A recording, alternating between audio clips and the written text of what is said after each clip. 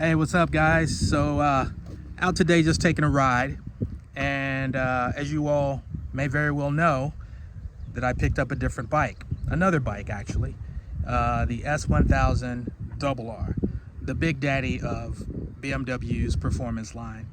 And the question came up in a conversation with a friend of mine about what bikes are relevant and that are irrelevant in my lineup.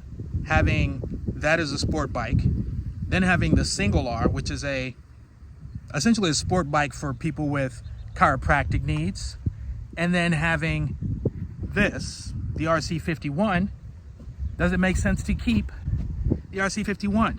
And the thing being that it's been such a labor of love over the years that I've owned it, as I've documented and you've all probably seen, and if you haven't, go back and look, RC51 videos galore. And most of them are around fixing issues or troubleshooting things that are plaguing the bike and not allowing me to truly enjoy it. The last video I did basically was me singing hallelujah to the fact that I'd finally restored this bike to its greatness again, and it was consistently reliable and fun to ride, and I never had to worry about whether or not something was going to go wrong, something was going to break down, was it going to be stranded again, things like that. And after riding the RR for a couple of weeks, I started to fall for that bike in a way that I haven't fallen for a bike in a long time, similar to the bike you see here. It's just once you're on that bike and you're riding it, you realize how dynamic it is, how awesome it is, and power. Well, don't even need to bring that subject up because it's got plenty of that. This bike, on the other hand, is old for one, and for the day that it came out, yeah, it had power, but nowadays, as I mentioned before, Super Sport 600s will probably run rings around it.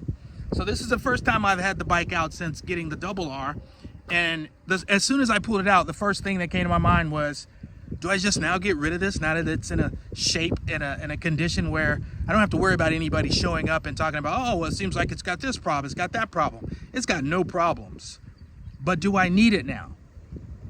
And the answer to that is a resounding, unequivocal yes, I do. The S1000 Single R and RR both do pretty much everything better than this bike. From the moment I cranked it over and the engine fired up and it was that I was like, fuck me, how can I? And then I got on it, threw a leg over, and went for a ride. And same reason I bought it is the same reason I'll keep it. There's nothing like it. New Ducatis, I mean, they're V-twins. This bike was made to compete against Ducati in the V-twin race, and it won a couple of times in major racing. And yeah, you can get a new Ducati and it'll be a pretty amazing bike. But this thing is just raw in a way that I don't think anything else will compare.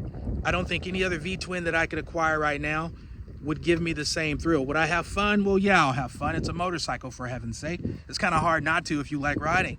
But there's a nostalgia here, and then there's that rawness of it that just, it's unparalleled. And from the moment you take off on it, it's like, yeah, I've gone back in time, but man, what a good time it was.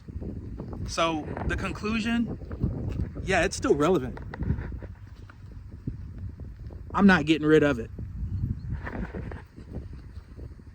Until next time.